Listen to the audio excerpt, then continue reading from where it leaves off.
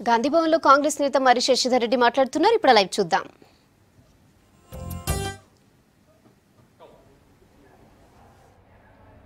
అంటే రాజ్యాంగంలోని 10th schedule దాంట్లో ఉన్నటువంటి పారా 2(1) ఈ అంశాన్ని ఆయన పూర్తిగా విస్మరించి అంతేకాక విస్మరించడం జరిగింది.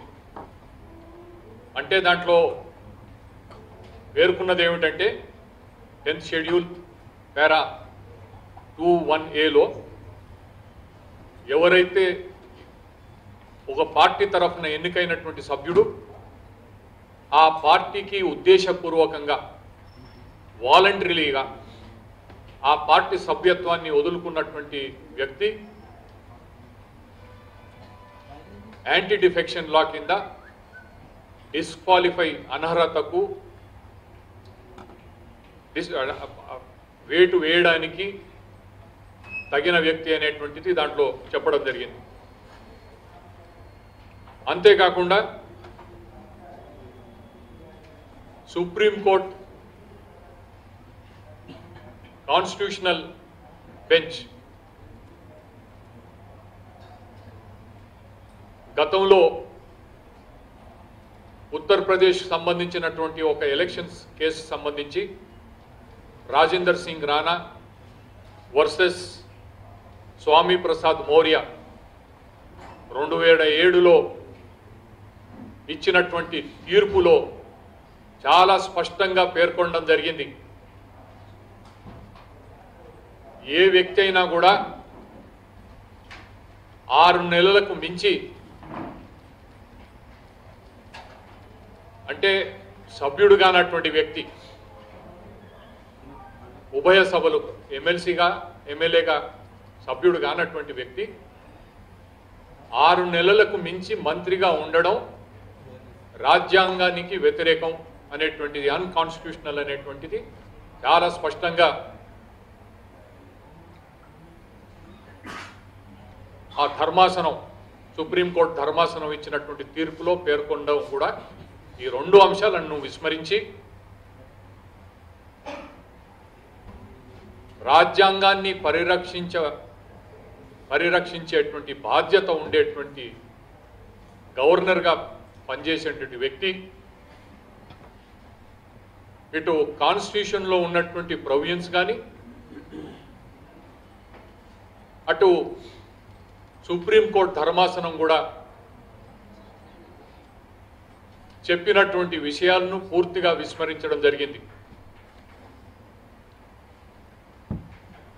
వీటన్నిటినీ కూడా దృష్టిలో పెట్టుకొని నేను హోంమంత్రి గారిని కోరడం జరిగింది. వెంటనే గవర్నర్ గారికి ఆదేశాలు ఇచ్చి రాజ్యాంగానికి వ్యతిరేకంగా కొనసాగుతున్నటువంటి మంత్రిని మంత్రివర్గం నుండి వెంటనే తీసే విధంగా గవర్నర్ గారు చర్య తీసుకోవాలని చెప్పి హోమ్ మినిస్ట్రీ వారికి ఆదేశం ఇవ్వాలి. అయితే ఏ విధంగానైతే విధి నిర్వహణలో పూర్తిగా వైఫల్యం చెందారో వారిని విధుల నుండి కూడా తప్పించాలని చెప్పి హోంమంత్రి గారిని కోరడమైంది.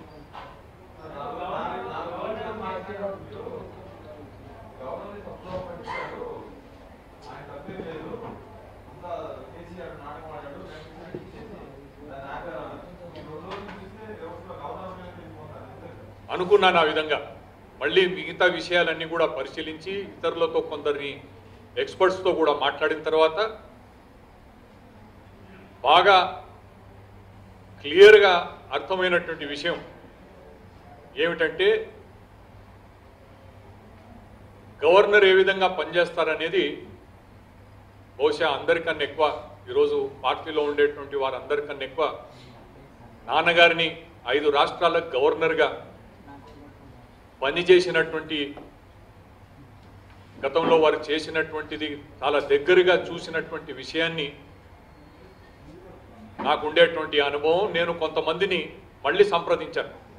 ఆ రోజు మాట్లాడింది వాస్తవమే, అయితే మళ్ళీ సంప్రదించాను. అయితే ఒక గవర్నర్ కార్యాలయంలో గవర్నర్ అంటే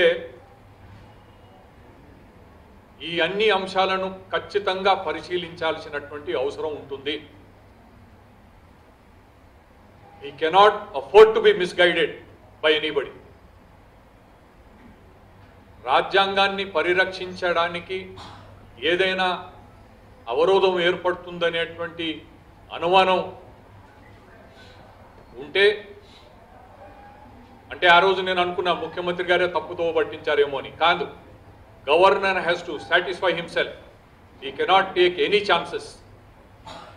ఒక కాన్స్టిట్యూషనల్ వ్యవహారం వచ్చినప్పుడు ఒక సుప్రీంకోర్టు ధర్మాసనం ఇచ్చినటువంటి తీర్పులో పేర్కొన్నటువంటి అంశాలను పరిశీలించకుండా, అది మొదటి తప్పుగా చాలామంది నిపుణులు నేను సలహా తీసుకున్న తర్వాత వారు నాకు చెప్పినటువంటి అంశం ఇది.